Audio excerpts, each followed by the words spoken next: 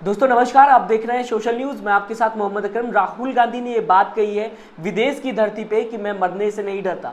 साथ ही साथ बीजेपी ने उनको सबसे बड़ा गिफ्ट दिया है। इसके बाद एक और पॉइंट वो कहते हुए दिखाई दिए जहां पे उन्होंने कहा कि सबसे ज्यादा बड़ी सजा मुझे मिली है अगर इंडियन हिस्ट्री की बात करूं। कई बातें मैं आपके सामने रखना चाहूंगा जो प्रेस कॉन्फ्रेंस के दौरान राहुल गांधी वॉशिंगटन के अंदर कहते हुए दिखाई दिए।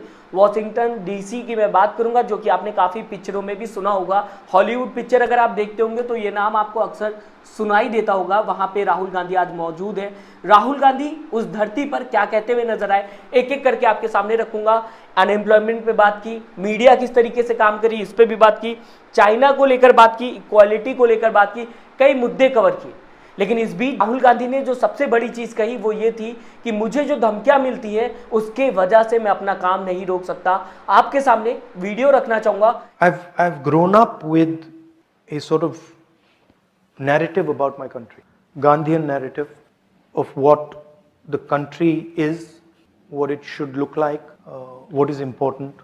So that's what drives me. I'm not concerned really about, threats of violence and assassination and stuff. Everybody's got to die. That's what I learned from my grandmother and my father. So you don't back down because of something like that. Rahul Gandhi का ये कहना कि मैं धमकियों से नहीं डरता, मेरे parents ने यानी कि मेरी दादी ने, मेरे पिताजी ने मुझे ये नहीं सिखाया कि अगर आपको कोई धमकी दे या फिर ये कहे आपको जान का डर हो तो इसका मतलब आप पीछे हट जाए। मैंने अपने परिवार से सीखा है कि देश को किस नजरिए से देखना है, क्या जरूरी है, ये सारी बातें राहुल गांधी कहते हुए दिखाई दिए। ये भी राहुल गांधी ने कहा कि मुझे लगातार अगर बात की जाएगी धमकियां जो मिलती रहती हैं उसके वजह से मैं अपने काम से पीछे नहीं हट सकता। बहुत बड़ी बात है। देखा आप सभी ने भारत जोड़ो यात्रा में अगर दोस्तों बात की जाएगी, राहुल गांधी कन्याकुमारी से कश्मीर तक चलते हुए दिखाई दिए। जबकि उनके परिवार की अगर बात की जाएगी, आप सभी को पता होगा, अगर इंदिरा गांधी की मैं बात करूं, फिर चाहे उनके पिताजी राजीव गांधी की बात करूं, किस तरीके से हत्या कर दी गई थी, उसके बाद भी राहुल गांधी भारत जोड़ो यात्रा में चलते हुए दिखाई दिए। और ये सबूत है। यहां पर राहुल गांधी ने बताया कि मैं अगर बात करूं मरने से नहीं डरता, मेरे धमकियों से नहीं डरता। मेरे परिवार ने मुझे ये सिखाया है, खासकर अगर बात की जाए उनके पिताजी की, उनके दादी की, जान के डर के वजह से आप अपने कामों से पीछे नहीं हट सकते। इसके बाद दूसरी वीडियो में राहुल गांधी ये कहते हुए दिखाई दिए, जो मुझे सजा मिली है आज तक इंडियन हिस्ट्री में किसी को नहीं देखने को मिली होगी जो सजा मुझे दी गई है, जितनी कड़ी सजा मुझे दी गई है। इसी के साथ वो ये भी कहते हुए नजर आए कि जाने अनजाने में बीजेपी ने मुझे गिफ्ट दिया है, मुझे तोहफा दिया है, ये जो काम बीजेपी ने किया है। आपके सामने पहले वीडियो लाना चाहूंगा, उसके बाद इस वीडियो पे चर्चा करेंगे। I'm the first person in India to be given the highest punishment for a defamation case. It's the first case. I'm the first person in Indian history since 1947. Right? Nobody has been given the maximum sentence on defamation, and that too on the first offense. Right? So that should explain what's going on to you. And my disqualification happens quite interestingly after I make a speech about Mr. Adani in Parliament. So you can do the math. Let's see. But my disqualification is not really, it's okay, it's not the most important thing. The most important thing is the thousands and thousands of other voices, civil society, government, bureaucracy, who are being frightened into submission. That's much more important to me than my disqualification. My disqualification in many ways is an advantage for me. How so? Because it opens up completely new spaces for me. It allows me to completely redefine myself. And I think they've given me a gift, frankly. They don't think they realize it, but they have. Politics is not linear. It's like it can suddenly go off into another direction. It's asymmetric.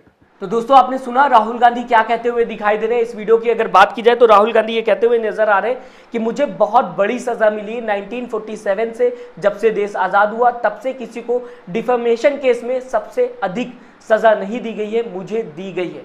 आपके सामने दोस्तों मैं example रखना चाहूंगा। आपने कई नेता सुने होंगे, कई नेता देखे होंगे जहां पर वो खुलेआम बीच बाजार में एक रिलीजन को लेकर बाइकआउट करने की बात करते हुए दिखाई दिए, एक रिलीजन को लगातार टारगेट करते हुए दिखाई दिए, और आज भी लगातार ऐसा काम होता हुआ दिखाई देता है। लेकिन क्या इनमें से किसी को लेकर भी सुनवाई हुई या किसी के ऊपर भी सवाल खड़ा किया गया?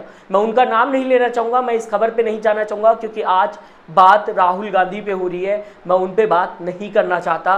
तो क्या सच में जो राहुल गांधी ने बात कही थी उसको लेकर इतनी बड़ी सजा दी जानी चाहिए थी राहुल गांधी को? पहले उन्हें 2 साल की सजा सुनाई जाती है गुजरात के कोर्ट की तरफ से, उसके बाद फिर ये कहा जाता है कि उन्हें डिस्क्वालीफाई कर दिया गया है। क्या ये सही था? कई नेता आपके मन में होंगे जिन्होंने खुलेआम एक रिलीजन को टारगेट किया है, ऐसे में सिर्फ राहुल गांधी के ऊपर इतनी बड़ी सजा सुना देना, क्या ये एक प्रश्न खड़ा नहीं करता? क्यों राहुल गांधी को स्पेशली अगर बात की जाए एक सजा सुनाई गई? क्या बाकी लोगों को पूरी तरीके से छोड़ दिया जाएगा, सिर्फ राहुल गांधी के ऊपर ही ध्यान दिया जाएगा? सोचने वाली बात है। राहुल गांधी ने यह भी कहा कि जैसे उन्हें डिस्क्वालीफाई कर दिया गया, वो अडानी और मोदी जी को लेकर लगातार पार्लियामेंट के अंदर आवाज उठाते हुए दिखाई दे रहे थे। उसके बाद ही ये केस देखने को मिला था जहां पे पहले तो राहुल गांधी को सजा सुनाई गई, उसके बाद उन्हें डिस्क्वालीफाई कर दिया गया। राहुल गांधी इस बात को लेकर यह भी कहते हुए दिखाई दिए कि जाने अनजाने में बीजेपी ने मुझे बहुत बड़ा गिफ्ट दिया है, ये नया प्लेटफॉर्म है मेरे लिए, ऐसे में ज़्यादा से ज़्यादा मैं जनता से मिल पाऊंगा और ज़्यादा मैं फ्री हूँ, अपनी बात को ज़्यादा मैं रख पाऊंगा। ये उनके लिए गिफ्ट के तौर पे जो राहुल गांधी बताते हुए नजर आए। इसके बाद दोस्तों तीसरी वीडियो में आपके सामने लाना चाहूंगा जहां पे Rahul Gandhi freedom of expression साथ ही साथ फ्रीडम ऑफ मीडिया को लेकर चर्चा करते हुए दिखाई दे रहे हैं पत्रकार से, जब वो सवाल पूछ रहा था। सबसे बड़ी बात, राहुल गांधी प्रेस कॉन्फ्रेंस करते हैं, मीडिया कर्मी से बात करते हैं, उनके सवालों का जवाब देते हैं, सवालों से भागते नहीं है। ये अगर बात की जाए इंडिया के अंदर भी देखने को मिला, और जब बाहर विदेशी दौरे पे है राहुल गांधी तब भी ये बात आप राहुल गांधी की देख सकते हैं, वो लगातार मीडिया से बात करते हैं। There is a weakening of press freedoms. This is not hidden. I mean, everybody knows it. It's apparent in India. The rest of the world can see it. And I think press freedom is very, very critical for a democracy. I mean, one should be open to criticism, and one should listen to criticism. I mean, that's the feedback loop that builds democracies. And definitely, there is a weakening of press freedom. I mean, and it's not just press freedom. It's on multiple axes. On multiple axes, there is a clampdown on the institutional framework that allowed India to talk, that allowed the Indian people to negotiate. I view India as a negotiation between its people, between different languages, different cultures, different histories. दोस्तों Rahul Gandhi media को लेकर India की ये बात कहते हुए दिखाई दिए कि जो इंडियन मीडिया के हालात हैं वो पूरी दुनिया से छुपे हुए नहीं है, साथ ही साथ अपना ख्याल भी रखते हुए दिखाई दिए, अपना ओपिनियन भी रखते हुए दिखाई दिए। राहुल गांधी के अगर माना जाए तो भारत के अंदर हर किसी को अधिकार है अपने पॉइंट को रखने का, किसी भी इंसान को बताने का और साथ ही साथ डिस्कशन करने का। उनके ख्याल के अगर माना जाए तो कोई भी इंसान कमियां रख सकता है और दूसरे इंसान को उस बात को सुनना चाहिए। यही डेमोक्रेसी का असली ढांचा है, यही बिल्ड करता है डेमोक्रेसी को, जो आज के दौर में देखने को नहीं मिल रहा। राहुल गांधी ने सिर्फ मीडिया पे बात नहीं की, हर एक इंडिविजुअल इंसान पे भी बात की कि आज के दौर में इंसान अपनी बात नहीं रख सकता। आज के दौर में अगर कोई इंसान किसी की कमियां बता रहा है तो उसे अच्छा नहीं लगता, उसे सुनना पसंद नहीं होता, कमियों पे कोई बात नहीं करना चाहता, जो कि डेमोक्रेसी को इंडिया की बिल्ड करता है। लगातार राहुल गांधी ने कई बातें की, चाइना पर भी बात करते हुए दिखाई दिए, जिस तरीके से चाइना कब्जा करते हुए दिखाई दे रही।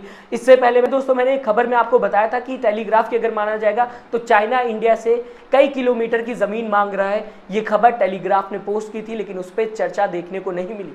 खबर कितनी सच्ची थी कितनी झूठी थी वो तो तभी पता चलता जब इंडियन गवर्नमेंट उस पर आके अपना बयान देती, उस पर प्रेस कॉन्फ्रेंस होती। लेकिन फिलहाल ये खबर जो थी वो टेलीग्राफ में आज भी मौजूद है।